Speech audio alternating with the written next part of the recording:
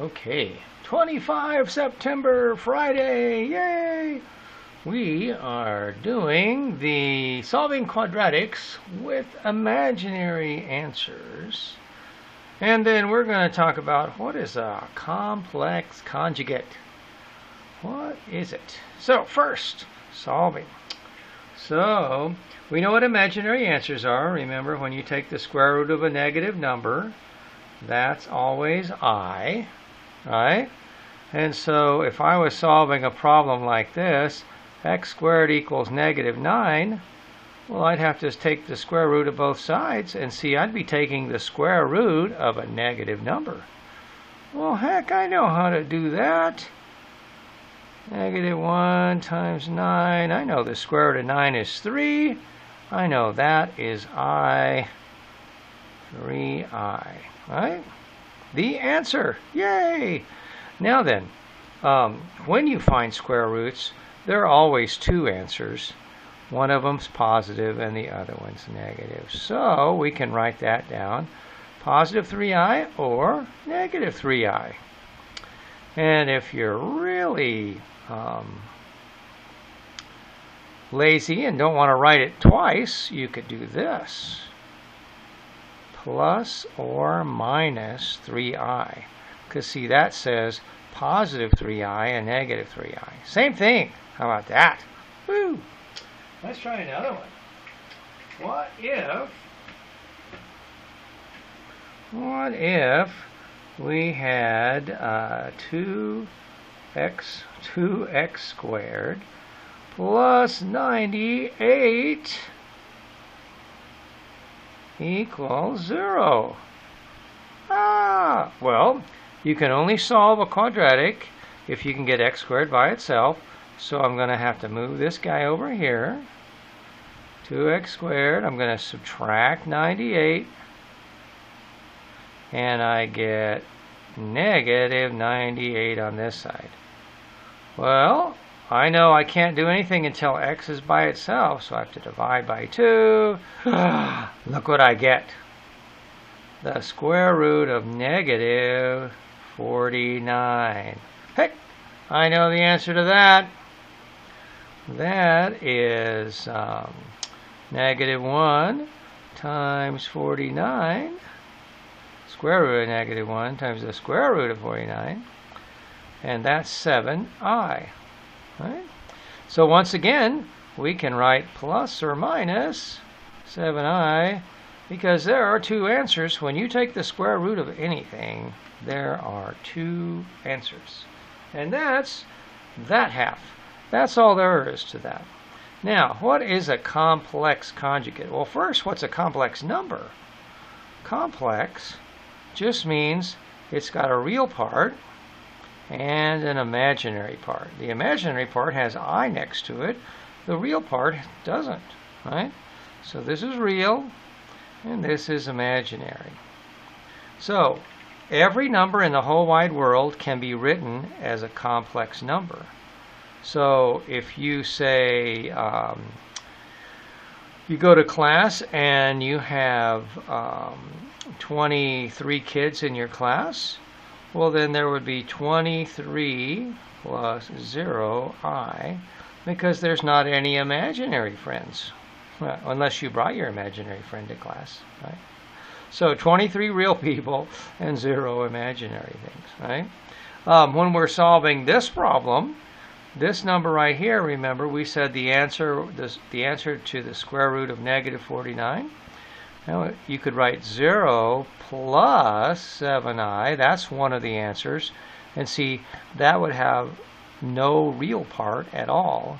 And all the parts are just imaginary. 0 plus 7i. Could also be 0 minus 7i, right? Because this is the same as this. These guys are equal. They're just written as a complex number.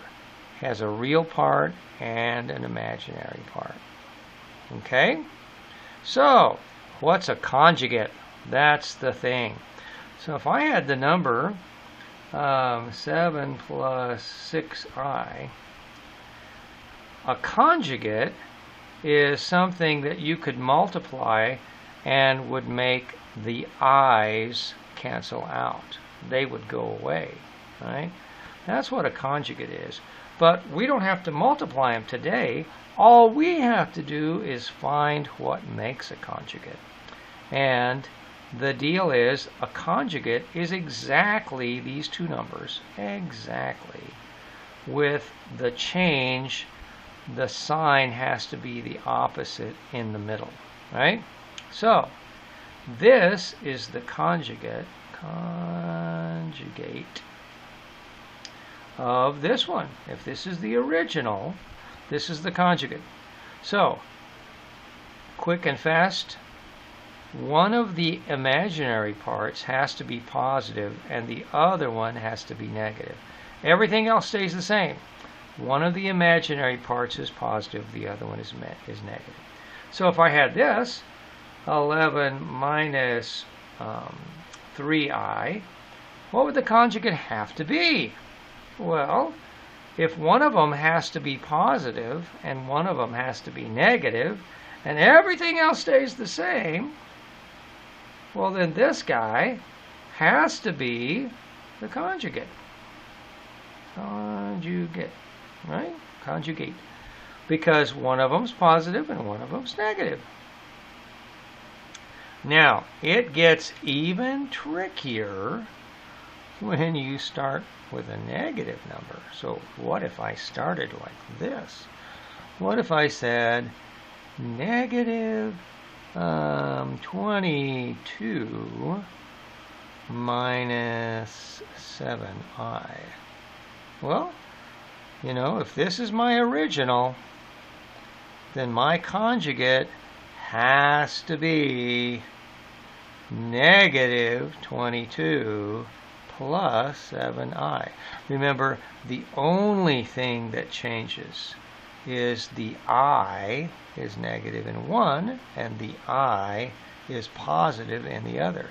Everything else stays exactly the same. So if there's a negative 22 there, still a negative. Okay, so the last little bit is they are real tricky in the book, and they try to trick you with a question that looks like this. 5i plus 3. Now then, some people think you do this, 5i minus 3. But that is not right. Because remember what I told you, the I has to be positive and negative. The I has to be positive and negative. The whole number stays the same. So, this is what this really, if we write it this way, then it's easy to see that I needed a negative 5i.